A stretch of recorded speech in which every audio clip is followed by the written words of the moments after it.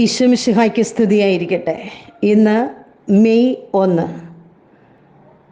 വിശുദ്ധ യൗസേപ്പ് പിതാവിനെ ലോകമെങ്ങുമുള്ള തൊഴിലാളികളുടെ മധ്യസ്ഥനായി 12-ാം പിയൂസ് പാപ്പ പ്രഖ്യാപിച്ചു.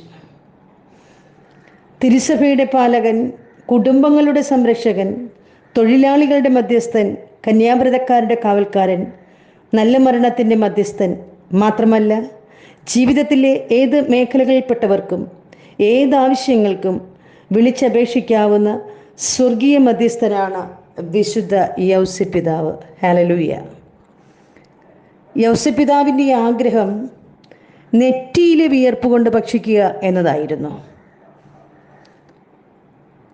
വിശുദ്ധ യൗസേപ്പ് പിതാവ് തിരഞ്ഞെടുത്ത ജോലി തച്ചൻ്റെ ജോലിയായിരുന്നു. പ്രിയപ്പെട്ടവരെ, ഈശോയുടെ വളർത്തുപിതാവായ വിശുദ്ധ യൗസേപ്പ് പിതാവിനെ പോലെ പരിശുദ്ധാത്മാവ് തൊട്ട മറ്റൊരു തൊഴിലാളിയുമില്ല. ഈശോയോടും മാതാവിനോടുമൊപ്പം ജീവിച്ച വിശുദ്ധ യൗസേപ്പ് പിതാവ് തൊഴിലാളികൾക്കെല്ലാം വലിയ മാതൃകയാണ്.